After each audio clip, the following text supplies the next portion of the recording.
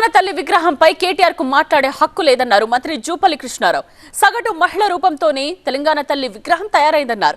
10 ఏళ్ల పాలనలో రాష్ట్రాన్ని అప్పుల కుప్పగా మార్చారని, అందుకే ప్రజలు బీఆర్ఎస్ ను తిరస్కరించారని చెప్పారు.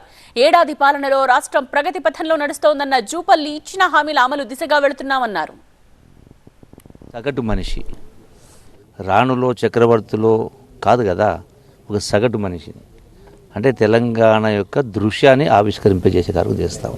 గడిచిన 10 సంవత్సరాల కాలంలో అభివృద్ధి జరిగి ఉంటే ప్రజలు ఎందుకు కొడుతురు?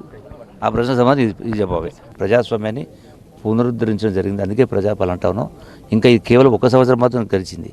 ఇంకా చాలా సంవత్సరాలు ఉంది, వచ్చే 4 సంవత్సరాలు ఉంది, ఆ పైన 5 సంవత్సరాలు ఉంది, ఇంకా 9 సంవత్సరాల పరిపాలన ఉంది. ఖచ్చితంగా ప్రజలు దీని వాస్తవాలు అర్థం చేసుకోవాలా. ఎవరు ఏది చెప్తే అది నమ్మి మోసపోవద్దని కూడా ప్రజానికి విజ్ఞప్తి చేస్తూ, ఈ రాష్ట్రం తెలంగాణ రాష్ట్రమైన భారతదేశమైన కాంగ్రెస్ పార్టీ శ్రీరామ రక్ష.